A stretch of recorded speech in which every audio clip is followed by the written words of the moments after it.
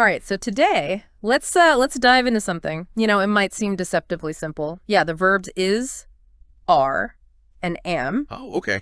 We're taking a deep dive into this episode of English Unlocked. Okay. And it focuses on, using these words effectively. And you're probably thinking, like, these are pretty basic, right? Yeah. And you'd be right. Right. But that's exactly why it's so important to master them. Kind of like, the foundation of a house. You might not see it once the house is built. Right. But without a solid foundation, things can get shaky fast. What's interesting is that these tiny verbs, they're actually the key to unlocking like natural and fluent English. They're so ingrained in everyday speech that using them correctly can really kind of elevate your communication skills. So the English Unlocked episode breaks down this idea that is, are, and am are all different forms of the verb to be. What's the significance of that? Well, the verb to be is all about, describing states of being. Right. Identities and conditions. It's about expressing who you are. Yeah. What you're feeling. Yeah. What's going on around you. And using the correct form, shows you have a firm grasp of the language.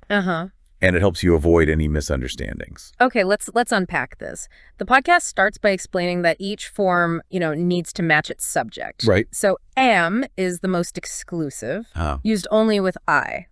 They gave the example, I am learning English. And right away, they pointed out something really interesting. Okay. While, I am is perfectly correct. Yeah. In natural conversation, you're much more likely to hear, I'm learning English. Right. That little contraction makes a world of difference in terms of sounding fluent and natural. That makes sense. It's like the difference between reading a script and having a casual conversation. Exactly. So using contractions with am is a great way to make your English sound smoother. Yeah. What about is? So is pairs up with singular subjects like he, she, it, or any singular noun. The podcast gave a straightforward example.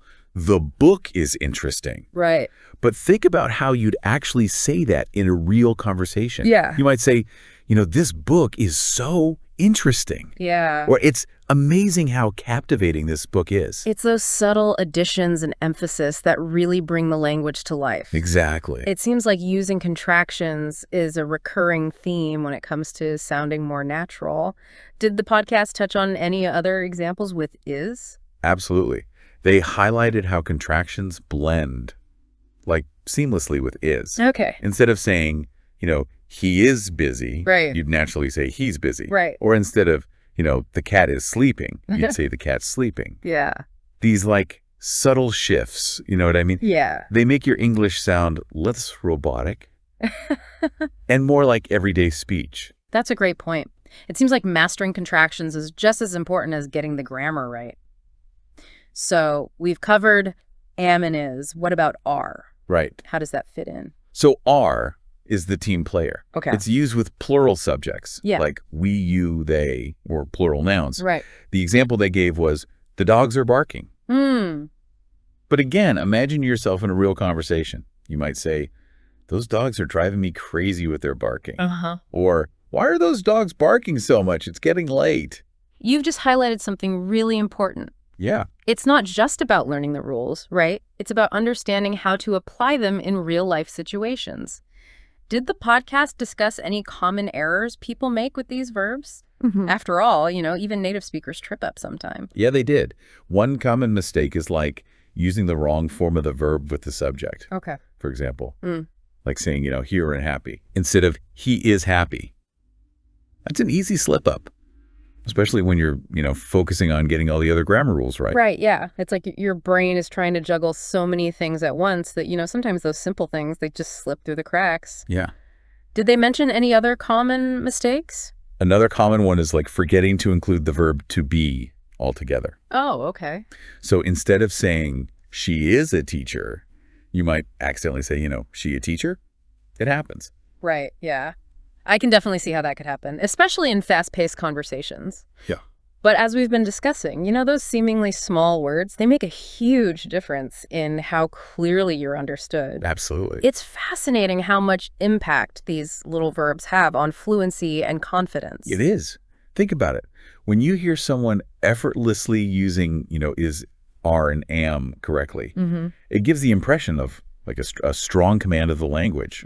It adds a level of like polish and professionalism to their speech. Yeah, it's almost like a subtle signal that this person knows what they're talking about. Yeah, exactly. On the other hand, if someone consistently makes mistakes with these basic verbs, it can kind of create a sense of uncertainty or hesitancy in their communication. Absolutely. And that's why the podcast dedicated like a whole section to practice exercises. Okay. They had listeners fill in the blanks with the correct verb forms. Right. Which is a great way to, reinforce the rules and get your brain used to using them automatically. I love that approach. It's one thing to passively listen to the rules, but actively applying them is where the real learning happens. It's like learning to play, a musical instrument. Right. You can read all the theory books you want, but until you pick up the instrument and start practicing, you won't truly master it. Exactly. Do you have any advice on, how our listener can make the most of these practice exercises? I think the key is to go beyond just, filling in the blanks mechanically.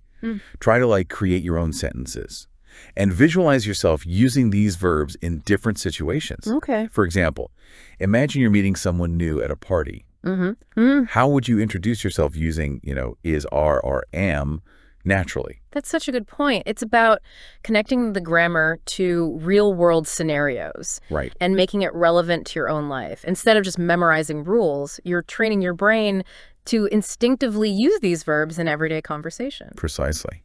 And that brings us to a fascinating aspect that the podcast touched upon, how these seemingly basic verbs influence our perception of someone's fluency and confidence. I'm curious to hear more about that. Well, think about it this way. When someone consistently uses these verbs correctly and effortlessly, it creates an impression of smoothness and ease in their communication. Right. It subtly suggests, they have a firm grasp of the language's building blocks, even if they're still working on other aspects. Right. Yeah. It's like they've mastered the foundation, which allows them to build a more impressive structure on top of it. They can focus on expressing their ideas clearly and confidently without getting tripped up by those fundamental grammar points. Exactly. And on the flip side, if someone struggles with is, are, and am, it can unintentionally create a perception of hesitancy or a lack of polish. Yeah. It's like a tiny crack in an otherwise beautiful vase. Yeah. It might not be a major flaw, but it's something that catches your eye and distracts from the overall beauty. That's a really powerful analogy. It highlights how crucial these seemingly minor details are in shaping our perception of someone's language skills. So what does this all mean for our listener who's on their journey to, mastering English? I think the biggest takeaway is that mastering these verbs is about so much more than just checking off a grammar rule. Right. It's about unlocking a new level of confidence and fluency in your spoken English. Oh. It's about sounding more natural, more engaging, and ultimately more like yourself. I love that. It's about owning your voice. Yeah. And expressing yourself with clarity and ease.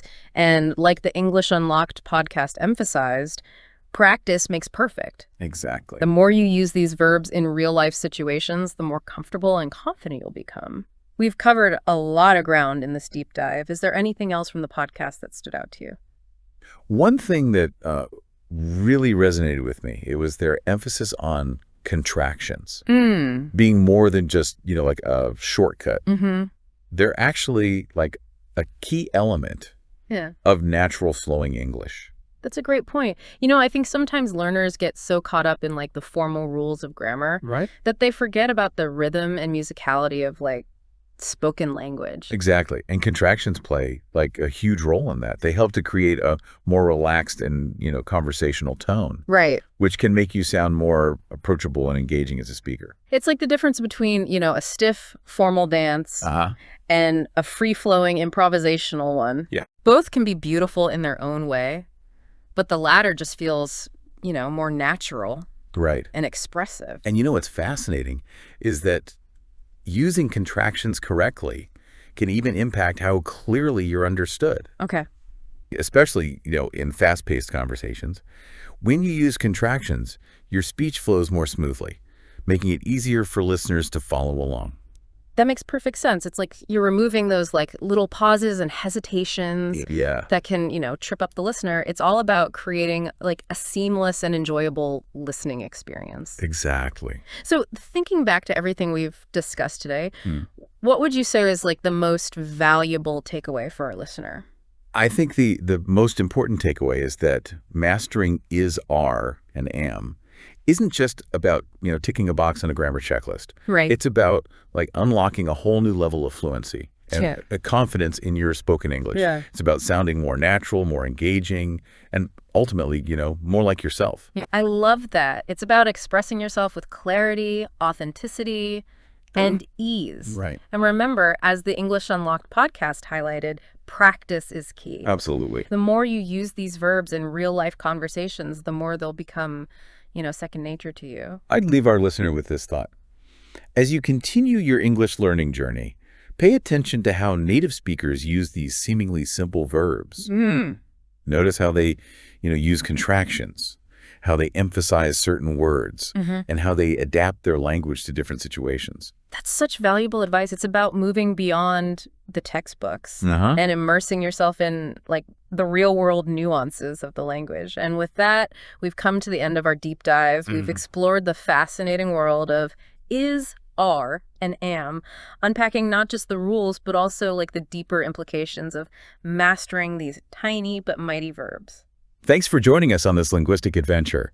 We hope you've gained some valuable insights and a renewed appreciation for the power of these fundamental words. And remember, every step you take towards mastering, the building blocks of English, it brings you closer to unlocking your full potential. As a confident and fluent communicator,